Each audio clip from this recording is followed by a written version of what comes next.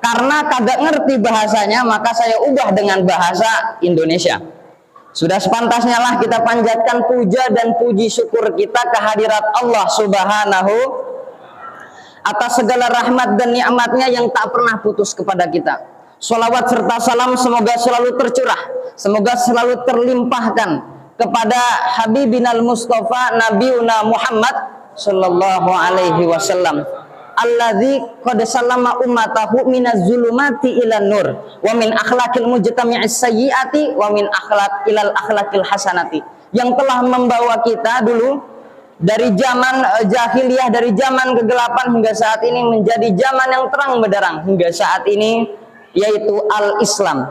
Baik, pada kesempatan yang mulia ini fi hadhil firsatis saminah qablahu askuru syukran kasiron ala mudir DKM min Masjid Jami Al Muhajirin, pengurus lianna tufadilunil waqta fi hadhil lailah liatakallam amamakum jami'an tahtal unwan, dengan saya beri judul amalan-amalan terbaik di dalam bulan yang suci, bulan Ramadan. Kemarin tadi subuh Pak menjelaskan tentang keistimewaan ibadah puasa, dan sebelumnya pun kita membahas berkenaan tentang makna ibadah puasa. Untuk saat ini kita akan membahas tentang amalan-amalan terbaik di dalam bulan suci Ramadan. Amalan-amalan terbaik yang biasanya pastinya diutamakan oleh Rasulullah Shallallahu Alaihi Wasallam, dan Rasulullah Shallallahu Alaihi Wasallam tegaskan kepada para jamaah, program-program Ramadan, aktivitas-aktivitas di bulan Ramadan yang harus kita lakukan dari segi wajib maupun sunnah.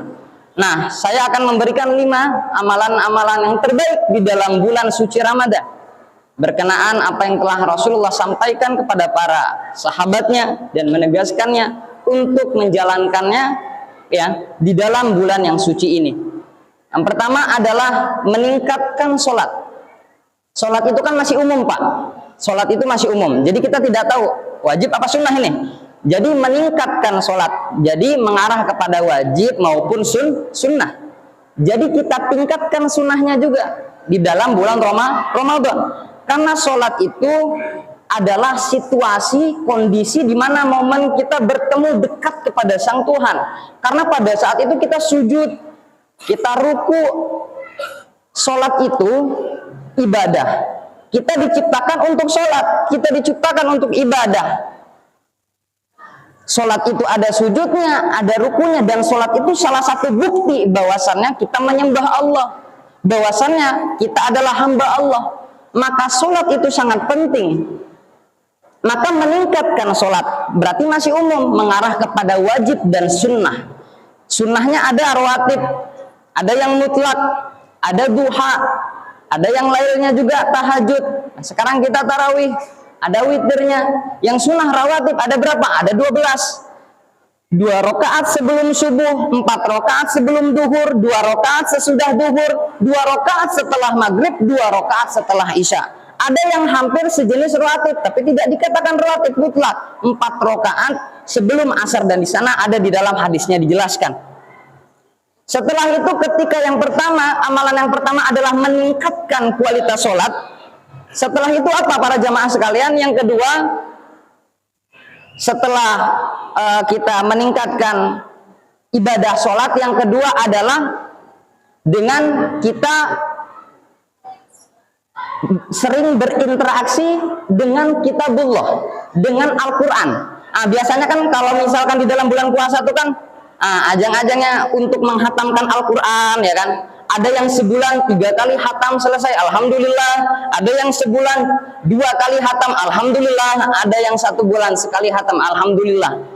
Mungkin ada yang mungkin sebulan nggak sampai, nggak kesempet, ya pokoknya sampai cuman berapa setengah Al-Quran. Ada yang mungkin cuman hatam Al-Qurannya tuh sebulan lebih. Tidak apa-apa, intinya kita berusaha ikhtiar untuk menghatamkan Al-Quran di bulan Ramadan. Nah, kalau misalkan kita sudah menghatamkan Al-Quran, alhamdulillah, karena kita membacanya saja itu sudah mendapatkan pahala. apalagi kita mengkajinya, kita mempelajarinya. Setelah kita mengkaji dan mempelajarinya, kita mengamalkannya dan mengajarkan kepada adik-adik kita yang punya adik, mengajarkan kepada santri-santrinya, mengajarkan kepada adik kelasnya yang di sekolah maupun di dalam lingkup pondok dan lain sebagainya. Dan yang ketiga adalah meningkatkan sedekah, infak, pemberian kepada orang-orang fakir miskin dan lain sebagainya. Jadi kan biasanya ada zakat di dalam bulan puasa, ada sedekah, ada infak. Apa perbedaan antara zakat dan sedekah? Kalau zakat itu di dalamnya sama-sama pemberian, sedekah pun pemberian, zakat pun sama pemberian. Apa perbedaannya? Kalau zakat itu kan ada aturannya, ada nisabnya, ada haulnya, ya. Kalau sedekah tidak ada nominal, seikhlasnya. Kita adanya berapa kasih.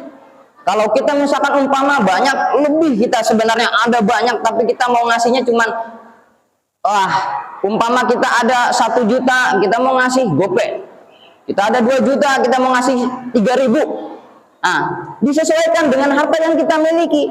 Karena harta yang kita miliki ada hak orang lain di dalamnya. Yang pertama tadi sholat, meningkatkan ibadah sholat, dan yang kedua adalah yang kedua itu apa Pak? Saya lupa Pak. Oh iya, berinteraksi dengan Al-Quran.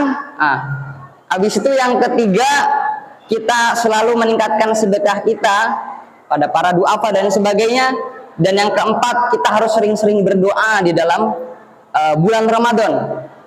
Sering-sering kita berdoa, bermunajat kepada Allah Subhanahu wa Ta'ala di pertengahan malam, setelah witir dan lain sebagainya. Karena memang kalau ibadah puasa itu kan ada paket malam, ada paket siang, ya kan? Itu sepaket itu, paket malam, paket siang, itu semuanya mendapatkan ampunan Allah Subhanahu wa Ta'ala.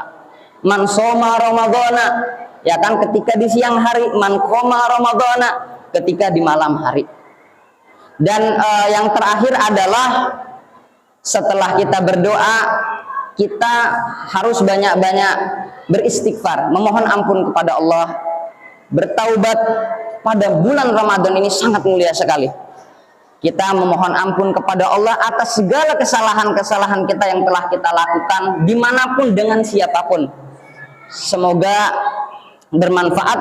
Jika ada kata-kata yang kurang berkenan, saya mohon maaf. Karena kekurangan hanyalah milik saya pribadi, dan kesempurnaan hanyalah milik Allah Subhanahu wa Ta'ala. Akhirul kalam, assalamualaikum warahmatullahi wabarakatuh.